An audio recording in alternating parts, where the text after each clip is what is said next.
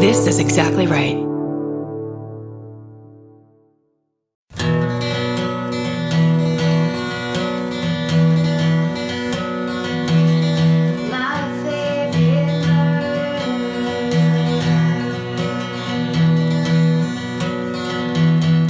Hello. Hi. And welcome To My Favorite Murder. the Minisode episode. The Minisode of episodes. It's the tiniest of all episodes, a Minisode. Little cute one. Little ones where we read you your tiniest emails that you've sent to us. These are the emails that you send to us with your hometown murder, your, first responder stories, your ghost stories. At this point, it's expanded and it's become this, monstrosity. It's we love a hidden room. Hidden rooms. I'd like to add sinkholes on here. Sinkholes? What else? I mean, that's not always the most fascinating. It's usually just a pit of mud, but you could describe it if you want. That sounds great. Did you get trapped in a sinkhole once? Have you seen one from a distance? Oh, great. Any of it. Perfect. The first thing I would like to table on this minisode, if I may. Please. Did you hear that Meryl Streep is going to be on the next season of Big Little Lies? Did you watch that show? Yes. I watched it on the way back from Australia. It got me through the trip back from Australia. Oh, I love it. So I binged it. So I have that weird binge passion about it. And that just got announced. I just saw it on Twitter. The cast was so incredible. Yeah. And those women were all were so on fucking point. Yeah. That it's like they picked the perfect person to add into that. I think the only way it could be more exciting is if she shows up as the sheriff of the town. And she wears live ammunition on her belt. Okay, we're calling it right now for Karen. Is she going to be the sheriff? Let's find out. Let's all remember Suzanne Summers' great 80s short-lived sitcom, She's the Sheriff. I think they're rebooting She's the Sheriff as Big Little Lies 2. That's my bet. It's a $500 wager, friendly wager. Big Little Lies 2, She's the Sheriff. She's the Sheriff. Yeah. She's the Sheriff. Yeah, exactly. Yeah, I can't wait. Great. Perfect. I'm on board. Who do you think she's going to be? The sheriff. You're on board with me? Why would I argue? Yes. No, I'm not going to think, well, let me tell you what I really think. Because who cares? I care. Maybe she'll be the school principal, which sounds really boring. No, they already had one. Whoa. I want her to be the sheriff. I want her to be the sheriff or the grandmother of Reese Witherspoon. Oh, Shailene Woodley. What if she's the mother of Peter Sarsgaard? The father of Shailene Woodley's child? Yes. Yes. What if she's the mom and she comes back to destroy because she's like, and I know that kid's my grandkid too. Yes. And she's rich as shit. She's there to take, oh wait, no. Oh shit, we just totally fucking. But wait, isn't Peter Sarsgaard the one that's married to Maggie Gyllenhaal? I don't know. Am I right? Anything. It's a Sarsgaard, and we saw his dick. And he was so good at being awful. He was so good at showing his dick on camera. We can mute what we just said, and we're back in to say what an exciting day in show business. Also, the first episode of Baskets premiered last night. Oh my god, it did! It did, and I was super stomachache nervous to watch it. No, I hadn't. Oh my god, it made me laugh so hard, and there were parts in it that when we were talking about it in the room, Kreisel was a little like, I like this, but I don't know how I'm going to shoot it. And it's just parts with horses, which of course any animal stuff is really hard. And it looked so good. It's got to be so weird to see something you talked about as a concept and actually be put into reality. It's super weird. And it put me back in touch with, we are all so cavalier about being critical about every single thing we see in all entertainment, where it's like, that's a piece of shit. I do it all the time. Yeah. Where it's like, that's stupid. That's dumb. They should have never made it or whatever. Where like the actual process of making a thing is so hard that the fact that anything is good is a miracle. Yeah. It's like, even the most talented people can get short-stopped by bad, overlords, all different things. Yeah. Have a bad day and fucking just any weird thing. So I don't know why I felt so nervous, but it was It was so delightful. Piece of you. I'm so glad. I can't wait to watch it. Thanks. I just love gave Baskets. my own show a good review. No, it's like one of the fucking best shows. It's so good. Baskets on FX, 10 p.m. on... Watch it. Yesterday was Tuesday? 10 p.m. on Tuesday. There you go. Yay. Yay. Do you want to read a hometown or you want me to Oh, sure. start? This is pretty good. The subject line is, "My mom survived Cleveland in 1978. Greetings and salutations to all humans and animals associated with the MFM brand." Perfect. Well done. My sister introduced me to your podcast 6 months ago. Ever since, I've been nothing but binge listening, laughing out loud at work, and checking every closet in my apartment when I get home at night. I grew up outside Cleveland, as did both my parents, and my mother worked at a convenience store in Willowick, Ohio, called Lawson's when she was in her early 20s. That could be Willowick. It could be Willowick. It could be... Offer all of them. Willowick. One night in 1978, she was closing up the store with her coworker Bonnie, because it was 1978. Bonnie. Everyone's name was Bonnie. Why aren't there Bonnies anymore? There is a Bonnie Conover who I went to grammar school with, and she still lives in Petaluma, and we talk to each other on Twitter. But she's had that name forever. I want a new Bonnie. She's the original. Oh, you want a new baby Bonnie? I want like a Bonnie that was born in the 2000s. If you have a Bonnie born in the 2000s, we'd love to see a picture of her. Yeah. Even if it's a dog.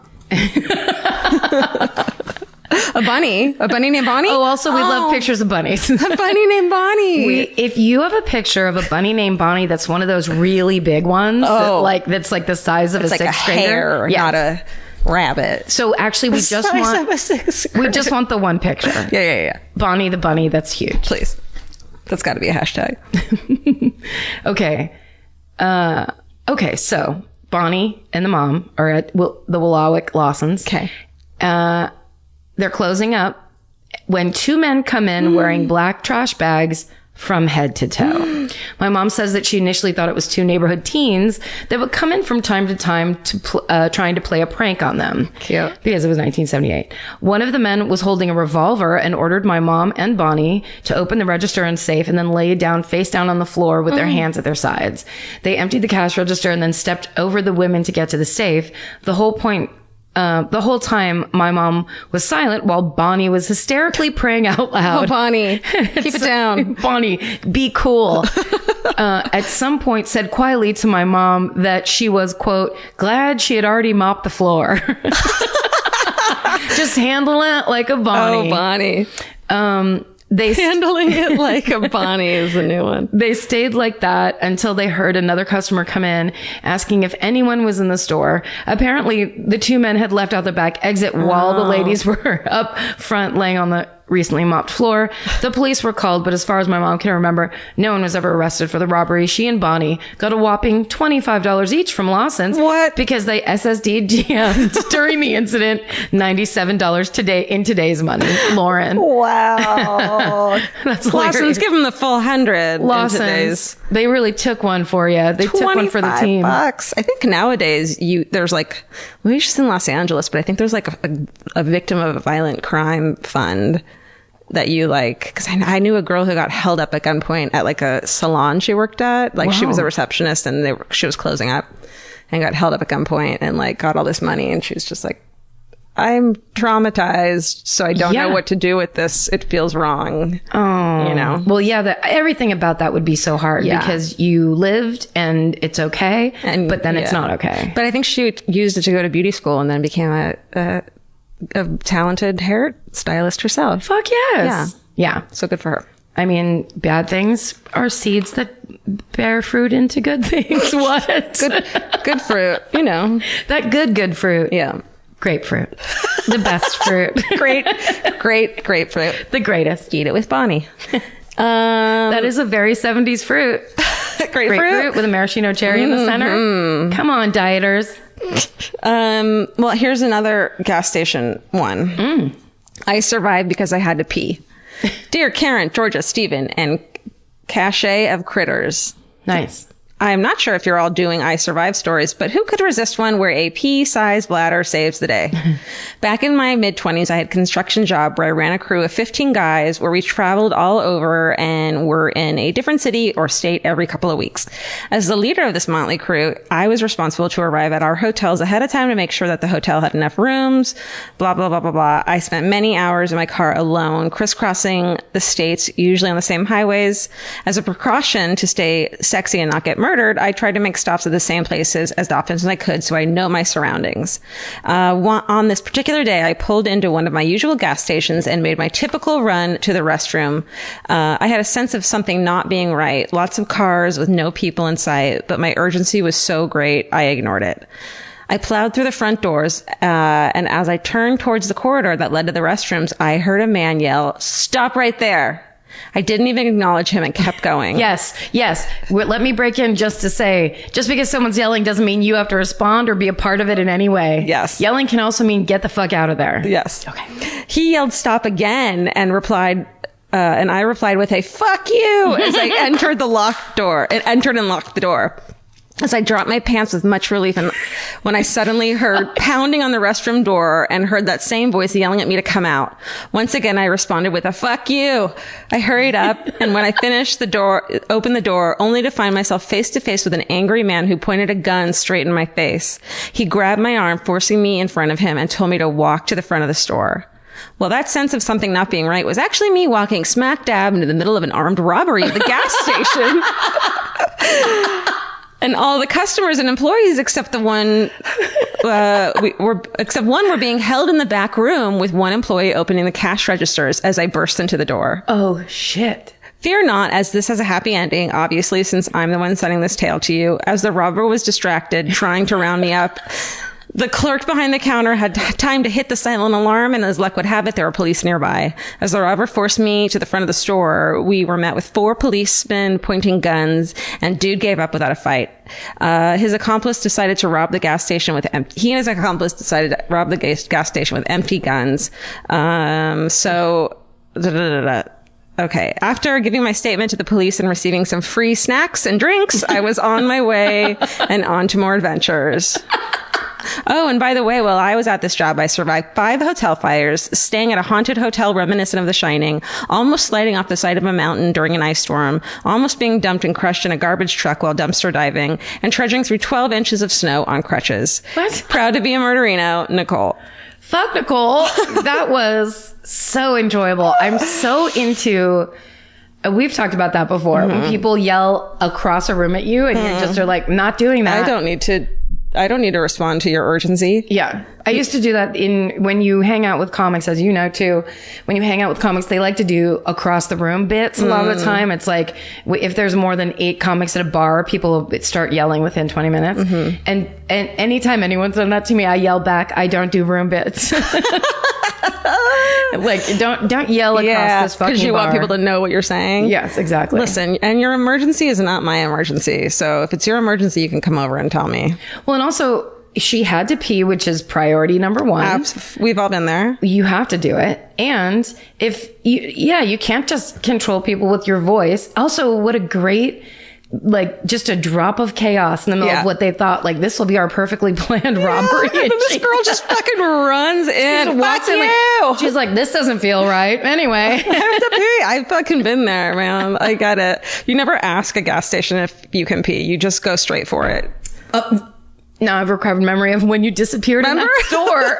God, that scared me. That's what I was thinking about the whole time.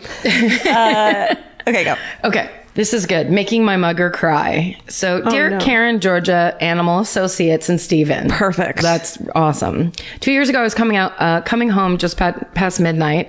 I only have street parking, but I lucked out and got the parking space right in front of my house, so I felt perfectly safe. Mm-hmm. I unlocked my door, went inside, dropped my keys, complete with pepper spray, on the table, and turned to shut the door behind me. Suddenly, there was a very large man standing there. I threw my body against the door, trying to slam it shut, but I needed to stop and just say, you shut that door. Yeah. What? You don't walk in and put things down and then shut the door. And same thing with getting in the car. As I'm closing the door for my car, my finger is on the lock button. Yeah. Like, don't sit down, put your seatbelts on, start the car, lock the door. Like, as you sit in your car seat, Do you have a Shut car lock. seat? Are you a baby? Lock the fucking door. Belt yourself in. Give it- put in a pacifier. Get a sippy cup. Get your sippy cup and your Cheerios. Yep, gotta have it. But lock the door first. Lock that door, baby. Okay.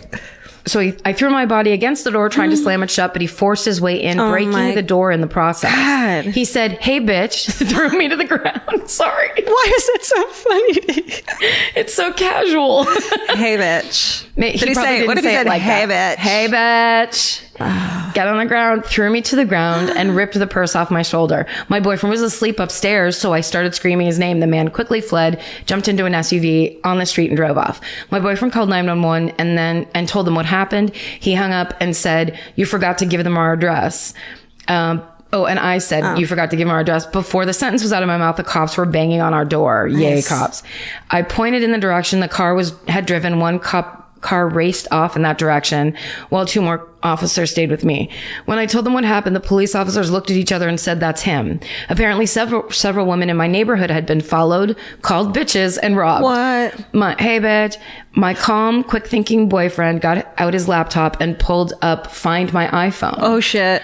4 of us huddled around watching the little dot move around the map while the police officers radioed directions to the other patrol car. Oh my God. Good move, boyfriend. Yeah. At one point, I said, "I can't believe he hasn't turned the phone off yet." An officer said, "Oh, he's an idiot, ma'am. They're all idiots." Oh my God. Amazing. The robber led the police to his house where he was arrested.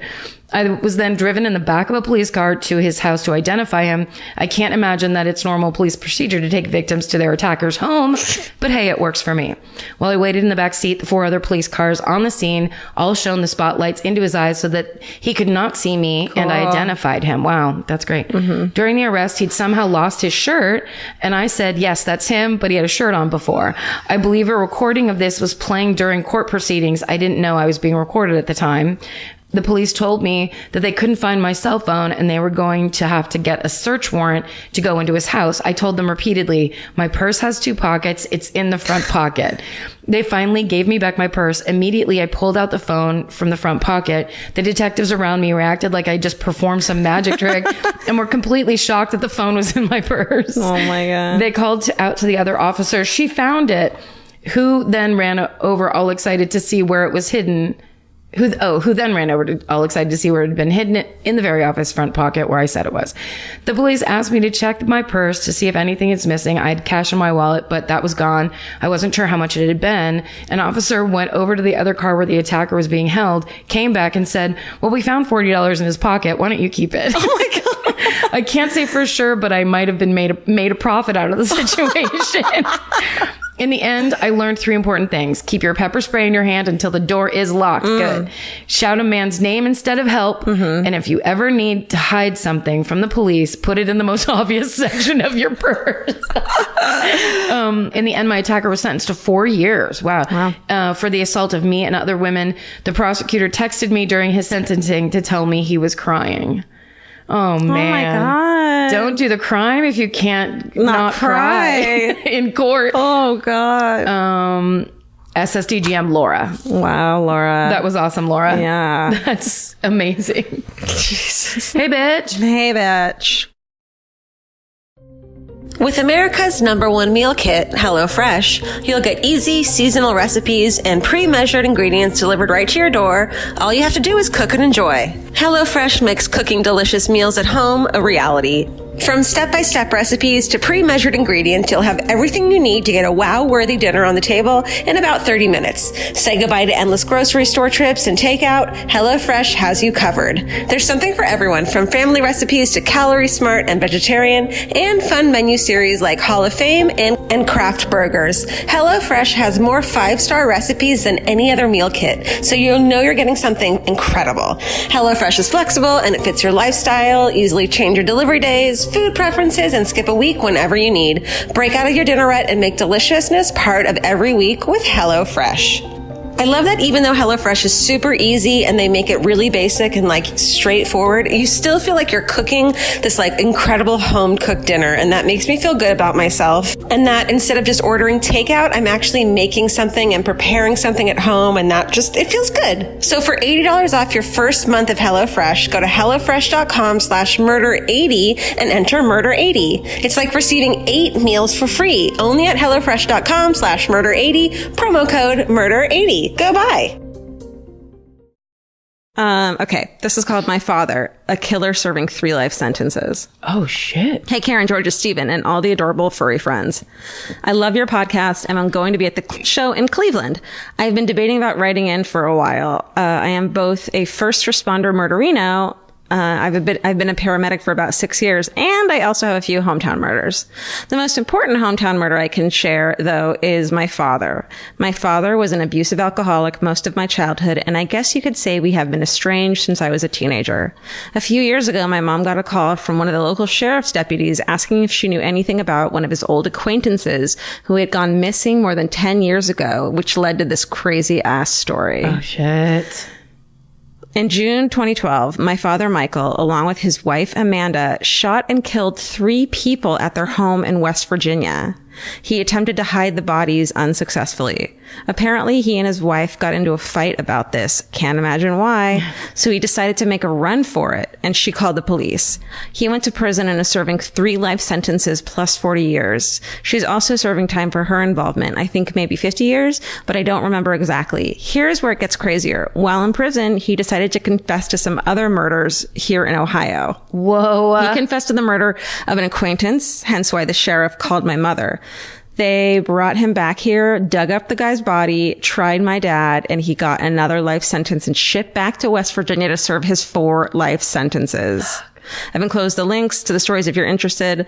Also, we have some good recent murders here in Cleveland, including a survivor story, Ariel Castro and the Kidnapped Girls, and Anthony Sowell, the Cleveland Strangler. Can't wait to see you guys. Jessica. Wow, Jessica. Can you imagine your dad serving 4 life terms for murder? That's so much. I know. Wow. I'm so fat. Did you read the like interview with the BTK's daughter? I think I may have seen, was it like in People? Yeah. Or one of those kind of magazines? Yeah, she's like kind of just starting to talk a little bit. Yeah. About how insane it is. I'm so fascinated awful. by that. And anyone who's like, yeah, the realization that one of your parents could do something like that is. But I think it's also a good, maybe, you aren't your parents. And Right. you're not responsible. They're different people. Totally. And I mean, I feel like I just switched into what would my therapist say? Yeah. Mode of like, It's not you. It's not you. And as awful as it is, it's not a fair reflection. to you. It's not fair to you to put yourself through anything if that's a thing you're carrying around, because life is short enough. Yeah. And that's his burden. Like, he's carrying all of that. It's not a reflection of you, and it's also not any indication that you're any kind of person, good or bad, or like anything like that. But I wonder if it's like, yeah, I hated my dad all my life. He's a fucking asshole and alcoholic. And it's like, oh, that was justified because he's a fucking murderer. Yeah. I was not incorrect. Yes, exactly. It's not like the people who get older and you're like, oh, you hate your parents. It's like, no, my dad's a murderer. It makes sense. And sounds like maybe a sociopath. Yeah. And like really not a healthy brain. Right. Not a good dad. God. Well, wow. Jessica. There's Jessica. Thank you for that. Yeah. That was a big share. Mm-hmm. It made me think of, the Smiley Face Killer's daughter had a series on like one of the ID-ish kind of channels. Uh-huh. Because she would go and meet family members of serial killers. Oh my God. And talk to them about how it impacted their life. I have to watch that. It's good. It's, it's heavy though. It's like, it doesn't have any of the kind of distraction of true crime stories. Right. It's as if it's all the family interview part of the true crime story, which to me is usually the heaviest, saddest part. Definitely. There's no fun murder she wrote mystery part about it. But it's or like at the end, like they started a fund for the victim under her name, under the victim's name, and that they're working to help people. It's like, you're the serial killer's family. Right. It's not the same. Although it may have, I can't think of anything offhand, but like that they could have had the same reaction as the victim's family had of like, I'll go help people. Oh, definitely. Potentially. Yeah. Isn't it always what big things do to you? It just like Better go do something about it. The only thing you can do is try to do something positive. Yeah. Thank you for listening, everyone. Yeah. Send yours to, yes, we're taking survivor stories, especially if they're funny and about you peeing and telling a robber to fuck off. Especially. Hey, you, come over here. Can you imagine? Fuck off. I just love that it's a girl too. When I first started reading over that, I was like, well, of course this guy ran away from a, you know, and then also because she ran a construction crew of 15 dudes. Totally. What was going through that robber's mind as this little girl runs from him? Fuck you! What? He probably thought she was going back to save everyone or something. Yeah. Oh my God. It's so good. It's my favorite story. It's very fun. Yeah. So send them to myfavoriteMurder@gmail.com. And stay sexy. And don't get murdered. Bye. Goodbye. Elvis. Where is he? Elvis. Hi. It's your time to shine. Yeah, that was a good one. Yeah, you nailed it.